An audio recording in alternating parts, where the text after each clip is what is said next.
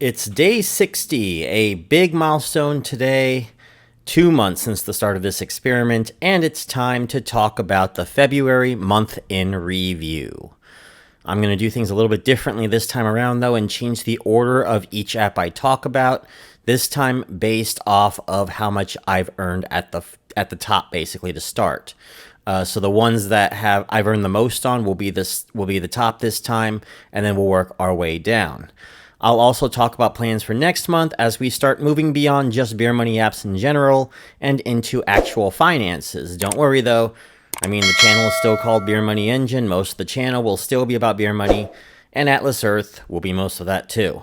So for the month of February, this portfolio has actually managed to increase earnings from the previous month. We had $170.27 for this month, compared to $126 in January. Now granted, 45 of those was more of buildup from earning in January, but I do find it a little interesting that the amount of money that was gained this month had actually increased. I'm going to now start listing out all the earners of this month in order of what had made the most this month, but I just want to take one note. I do refer to this portfolio as our portfolio because I see it as the channel's portfolio, and people have told me I mix up we and I a lot. Well, I mostly talk about my efforts, so I refer to that as an I. Granted, it is technically my portfolio and I'm making it all, but I see it as sort of a portfolio to show the YouTube channel to inspire others to try their own, especially if they aren't a big fan of gig economy work these days when you can make, maybe a little bit less here, but for about a tenth of the effort. So the top earner again this month is Benjamin. $55.23 earned through mostly games, some ads as well, and some expenses, and you're probably wondering, why Benjamin and not something like free cash or Swagbucks?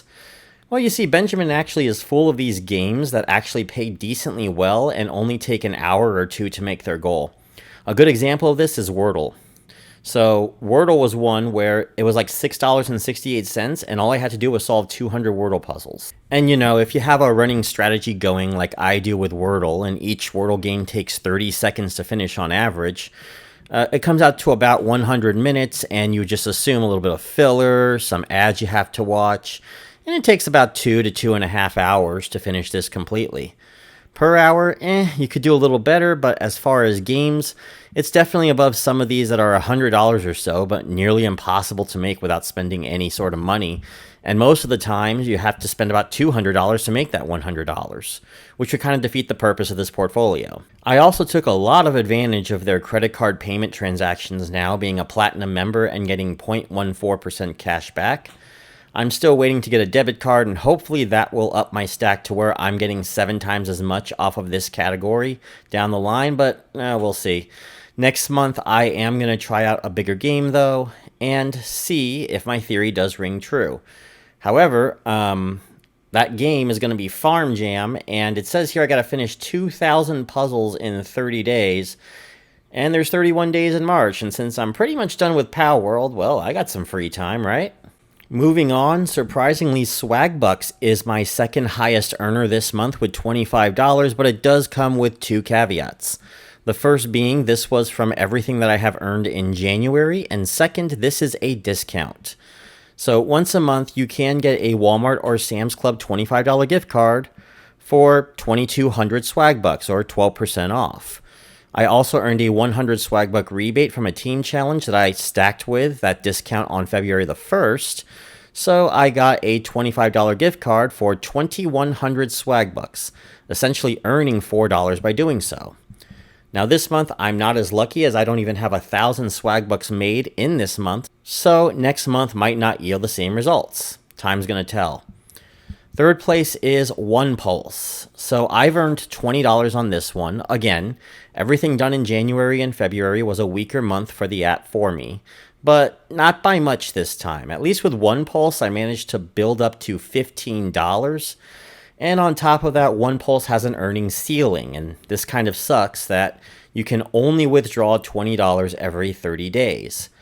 Well, I withdrew on the 5th of February, so I can't withdraw till the 6th of March anyway. Their surveys are decent paying, but $20 being a ceiling could cause problems at least in my opinion, when a better app might pop up, and it has been tempting me now more and more to try another poll app, just coinciding with one pulse. Like, I don't know, I saw this ad for multi-polls the other day so that I can make a little bit more money. So expect multi-polls to pop up in the portfolio very, very soon. In fourth place is Bridge Money at $17.51. They have been starting to add some apps that I find a little odd for an app like this, like Bingo Cash and Blackout Bingo. It causes me a little bit of concern because it's giving you bonuses over a deposit, and I'm pretty sure that the deposit minimums for those are higher than what they're offering, which was like $3 or something like that. You can be an early subscriber to a new way to make money starting next week if you played Bingo Cash for 30 minutes. And I did that. I didn't deposit anything. All I did was just play the game. And I will say that I do find it a little bit concerning with Bingo Cash and Blackout Bingo being on the app. Just the core message that they talk about with Bridge Money being a way for people to learn how to save money, it just feels a little off. But again, that is just my opinion. You know, don't think much of it. A more pressing concern to me is their narrow cash out windows have gotten more and more annoying to me at this point that I almost want to downgrade them in my next Beer Money report. And it is a topic of discussion I'm going to bring out with the Beer Money Network members later on next month when I resume Beer Money reports on March. I was planning on March 1st, but not sure if I'll get it done by March 1st. I'll try to get it done, though, by the weekend. Fifth place is Cashwalk with $15, with $5 being withdrawn right on February the 29th. Honestly, for a walking app, this app has been pretty good, head and shoulders above Macadam, which I also have right now. I'm actually going to try out every challenge they have this month that I can do and see if I can maximize my earnings further, not just the two that I normally do, which are the 10,000 steps challenge and the skygazing challenge, but they also have the home workout challenge and the socializing in the forum challenge. So I'm going to try out all four, see if it helps out with, especially now that I have a lot more energy and I'm a lot healthier than I was in the last 2 months. Microsoft Rewards was $10, and I'm surprised I got even that, but I did cash out $5 on February the 1st, so it does make some sense. However, good news is a lot of their debuffs have rescinded over the month, and I'm glad for that, so I'm hoping that means that a $15 cash out month is possible in March. Here's a little bit of a surprise for you all. Amazon MTurk, after hyping it up for the entire month of January, I only managed to make $9.28. And that's a little surprising, but I just haven't had time to do many tasks in February. MTurk does require a lot more focus than I had originally realized, and it has made me start questioning if the effort is actually worth the amount made. Now, I'm going to try again in March and put just a little bit more effort before reevaluating them for Beer Money reports, but I will say that MTurk's green standard of 10 cents a minute has been this way for the entire time I've known them, since 2014. The problem is the buying power of that 10 cents a minute in 2014 would be worth about 12.7 cents today. I really think that the MTurk community needs to reevaluate what makes a good payout before inflation eats up any sort of value there. It seems this is sort of starting to be shown as some that reveal themselves as 10 cents a minute are rated yellow on MTurk Suite, so maybe they're already taking some action, I don't know. But I do plan to put more focus on MTurk next month, and I do want to try to make double-digit dollars for the month. Now, for the receipt apps, I got $5 on CoinOut and Receipt Hog. CoinOut came out first. Receipt Hog not long after. To me, so far, they are the two best receipt apps of the bunch that I've seen. However, Frisbee is not far behind in third place. Receipt Jar, though, that could take a while. I will say that with CoinOut and Receipt Hog, I might hold off on cashing out any more until I get to some of those more discounted rewards, like the $10 one. I believe it's 8,500 coins for $10 with CoinOut, and then for Receipt Hog, it's going to be 2,900 coins for $15. So those are the two that I'm going to be aiming for next. And it might take a little longer, and they will probably not show up next month, but it will probably be worth it when I finally cash it out, at least compared to the other receipt apps. Receipt jar, on the other hand, I'm just going to get $5 and run, because that's taken forever. Atlas Earth is also $5, but that's because I started cashing out late. Every $5 though will be a cash out from here on, so that will help accelerate my earnings quite a bit. And I'll do a separate video just for Atlas Earth's end of month, both on the Beer Money Engine simulated account and my own personal account in a future video early next week. Now, I do want to address something about maxing out the parcels at 52 days, as I had said in a recent video. I know some of you are worried that it might bring false hope to some players, since I got most of those earnings through minigames, and minigames are very competitive, and if everybody was playing at once, then yes, it wouldn't be as possible for most of them to make that much in minigames. And to a point, you're right. I will say, though, that this is with me at the helm if I was playing a minigame with this account. And even then, I have deducted myself twice from prizes that I won on my personal account before, within the last 2 months, and before I made it to 150 parcels. The first one being a top 50 in a fishing marathon instead of a top 25. And 2 weeks ago, I decided to not even count my finish in another event. I forgot what it was off the top of my head, though. I think it was one of those top 500s, however.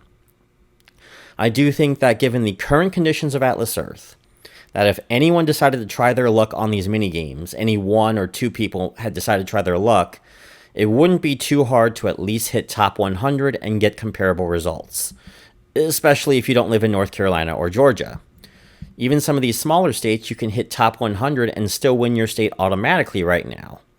Obviously, if more people play these minigames and the competition gets tougher, it will change, but given what we got, I feel like the minigame performance was a fair enough assessment, if maybe a little bit more biased towards me overperforming.